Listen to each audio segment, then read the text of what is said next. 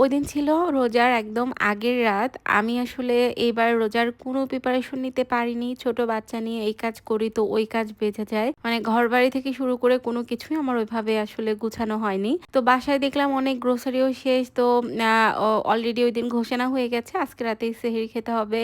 তো ফাইনালি তাড়াহুড়ো করে আমি সবকিছু গ্রোসারির জন্য আসলে বাজারে চলে গিয়েছিলাম। তো এখানে গ্রোসারি কমপ্লিট করার পর একটু হালকা নাস্তা, চা নাস্তা খাওয়ার জন্য বসেছি। আর দেখেন আমার ছোট্ট পিচকি এখানে নিজের অর্ডার নিজেই দিতে বসে গেছে। রাত তুমি কোনটা নেবে? চিকেন। ওকে। এটা চিকেন। চিকেন। চিকেন। তো বাইরে থেকে আসার পর আমি যে গ্রোসারিগুলো নিয়ে এসেছিলাম এখানে ওগুলো একটু গুছিয়ে নিচ্ছি। আর আমাদের রাতেই যেহেতু সেহরি রান্না করতে হবে, এরপর ওগুলোও একটু প্রিপারেশন করে রাখবো।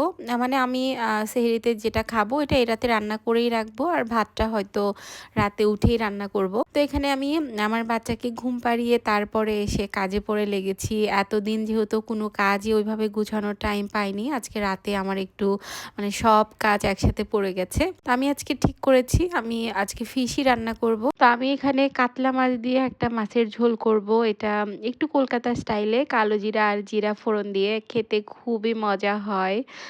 তো এখানে প্রথমেই আমি তেলের মধ্যে কালো জিরা আর জিরা দিয়ে নিয়েছি। তারপর একটু পেঁয়াজ বাটা দিয়ে নিলাম। পেঁয়াজ বাটাটা ভালো করে এখানে একটু ভুনে তারপর আমি এখানে একটা পেস্ট দিয়েছি। এটা আমি ৩-৪টা শুকনা মরিচ, অল্প কিছু জিরে আর আদা রসুন একসাথে পেস্ট করে তারপরে দিয়েছি এখানে। তো ওই পেস্টটা একটু ভুনে নেওয়ার পর এখানে আমি একটু টমেটোর পেস্ট দিয়েছি। তারপর প্রয়োজনীয় যে গুঁড়া মশলাগুলা ওগুলো আমি দিয়ে দিলাম। সবগুলো মশলা আমি এখানে খুব ভালো করে ভুনে নেব। আর এই মশলাটা যত ভালো করে ভুনে নেওয়া যাবে টেস্টটা তত ভালো আসবে। তো ভুনে নেওয়ার পর আমি আগে থেকেই মাছটা ভেজে নিয়েছি আর কিছু আলুও এখানে ভেজে নিয়েছি। তো ওইগুলো এখন আমি এই ভুনা মশলার মধ্যে দিয়ে দিলাম। দেওয়ার পর একটু ভুনে নিয়ে তারপর পরিমাণ মতো পানি দিয়ে জাস্ট এটা ঢেকে দিব। এরপর আপনি যতটুকু ঝোল রাখতে চান সেই অনুপাতেই হচ্ছে জাল করে নিলেই হবে। আমি লাস্টের দিকে কয়েকটা কাঁচামরিচ ফালি করে আর কিছু ধনিয়া পাতা কুচি করে দিয়ে দিলাম। এই মাছের ঝোলটা ট্রাস্ট মি এত বেশি মজা হয়, আপনারা যারাই এটা ট্রাই করবেন তারাই এটার ফ্যান হয়ে যাবেন। তো এই তো এখন হচ্ছে সেহরির টাইম। আমি উঠে গরম গরম ভাত করে নিয়েছি আর গরম ভাতের সাথে মাছের ঝোলটা খেলাম। আলহামদুলিল্লাহ খুবই মজা লেগেছে।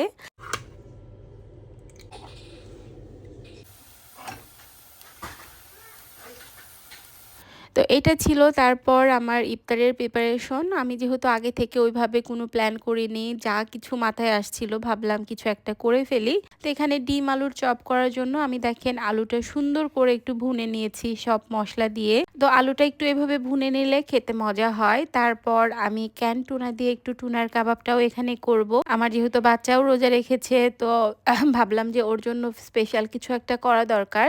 তো টুনার কাবাবটা যেহেতু খুব ইজিলি হয়ে যায় তো এটাই করছি। এই টুনার কাবাবটা বানানো খুবই ইজি। আমি জাস্ট ক্যান টুনাটা হচ্ছে এখানে নিয়েছি, তার সাথে পেঁয়াজ রসুন কুচি, কাঁচামরিচ কুচি, ধনিয়া পাতা কুচি আর নর্মাল যে সিজনিংগুলো দিয়ে থাকি ওইগুলোই দিয়েছি। আর সাথে 1 টেবিল চামচ কর্নফ্লাওয়ার, জাস্ট এগুলাই দিয়েই আমি এটা সুন্দর করে একটু কাবাবের শেপ করে নিয়েছি। আর এই যে আমার ডিম আলুর যে চপগুলো ওইটা এখানে রেডি। এখন আমি এগুলো হচ্ছে জাস্ট ভেজে নিব। আর ওইদিকে আমি একটা ফিশ বের করে রেখেছিলাম একটু গ্রিল করার জন্য। আমি ফিশটা হচ্ছে এয়ার ফ্রায়ারে দিয়ে দিয়েছি এর মধ্যেই। তো কাজের ফাঁকে ফাঁকে আমি একটু ভাবতেছিলাম সেহরির রান্নাটাও একটু করে রাখি।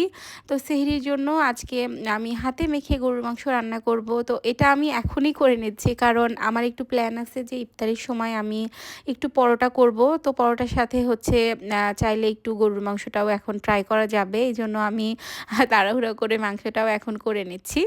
তো মাংসটা একদিকে আমি অন্য চুলায় বসিয়ে তারপর আমি হচ্ছে ডিমের যে কাটলেটটা বানিয়েছিলাম ডিম আলুর কাটলেট ওটাও ভেজে নিচ্ছি। তো মোটামুটি আমার ইফতারের এখানে খুব বেশি টাইম ওর বাকি নেই। সব কিছু ভাজাভাজি হয়ে গেলেই আমি হচ্ছে তাড়াতাড়ি করে একটু নিজেও ফ্রেশ হয়ে নিব। আর আমি চেষ্টা করি সব কাজ শেষ করে একটু ফ্রেশ হয়ে অজু টজু করে তারপরে গিয়ে রিল্যাক্স হচ্ছে একটু ইফতার করতে। না হলে কিন্তু আসলে খাওয়ার আসলে ওইভাবে কোনো মানে রুচি আসে না। তো এখানে আমি লাস্ট মোমেন্টে এসে কয়েকটা পরোটা পরোটাও করে নিচ্ছি।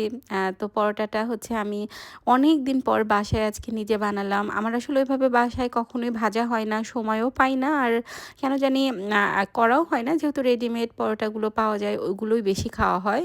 এদিকে আমার ফিশটাও হয়ে গেছে আর আমার ছেলে কিন্তু হাতে হাতে টেবিলটা সুন্দর করে গুছিয়ে ফেলেছে। আমি ফ্রেশ হয়ে এসে দেখলাম টেবিলটা সুন্দর করে গুছানো। এই তো এখন আমরা সবাই একসাথে ইফতার করে নিব। আর আজকের ভ্লগটাও শেষ করে দিচ্ছি। সবাইকে রমাদানের অনেক অনেক শুভেচ্ছা।